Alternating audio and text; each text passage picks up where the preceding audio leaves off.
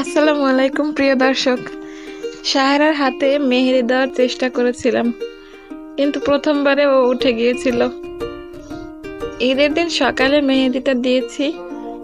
বাচ্চারা না ঈদের দিন বুঝতে পারে, তাই সকাল সকাল আমার সাহেরা উঠে গেছে। অন্যান্য দিন 8টা 9টা পর্যন্ত ঘুমালেও ঈদের দিন সকাল 6টা বাজে উঠে গেছে ঈদ করতে।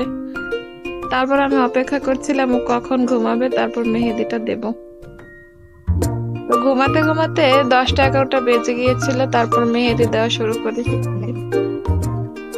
তাও ঘুমের মধ্যে দিয়েছি বলে একটু দিতে পেরেছি, না হলে তো দিতেই দিত না।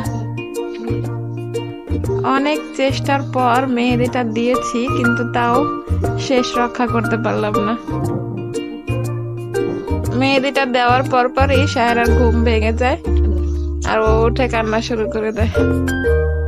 তারপর আর কি, যা হওয়ার তাই হয়েছে। মেহেদির ডিজাইনটা একটু নষ্ট হয়ে গিয়েছিল।